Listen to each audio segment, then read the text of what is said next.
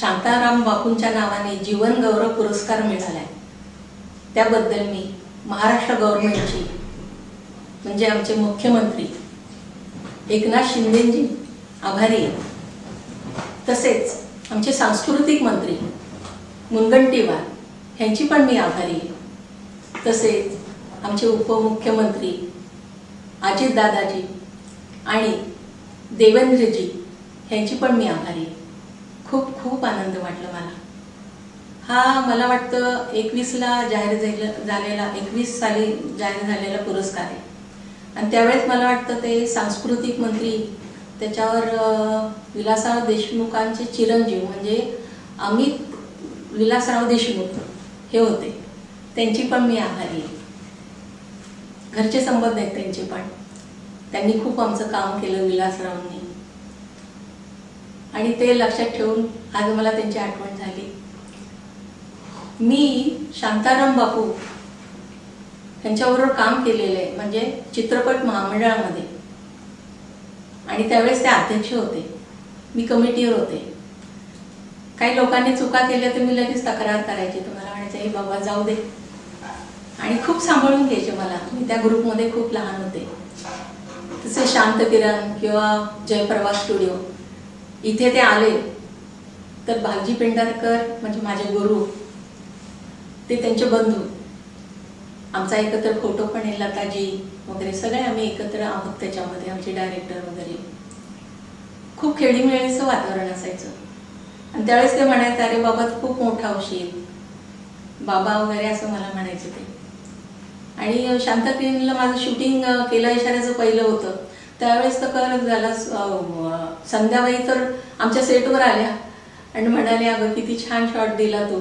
एक दोन्ही बहिणींचा एक सीन होता तो आणि मला खूप मोठे होशील आणि मी त्यांच्यावर प्रेम करायचे कारण त्यांची मी पिक्चर बघायचे आणि असं वाटायचं की यांच्यासारखं आपल्याला यायला पाहिजे थोडंसं।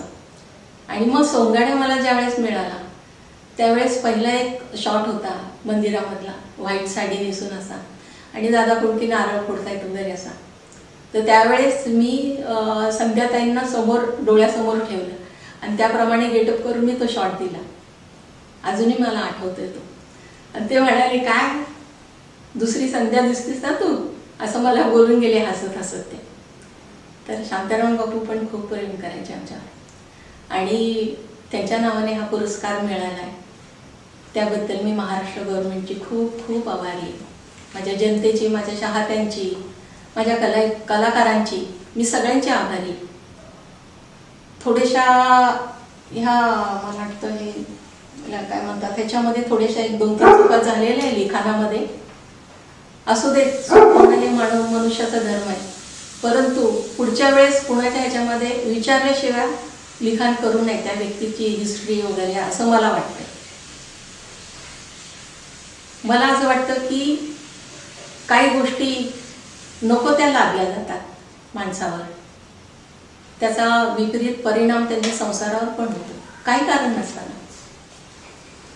मी आतापर्यंत अशा काही गोष्टी आहेत जनतेसमोर मांडायचा मी प्रयत्न थोडा वेगळ्या प्रकारे करणार आहे आणि माझ्या चाहत्यांकरता मी परत दुसऱ्यांदा मी तुमच्या समोर येणार आहे।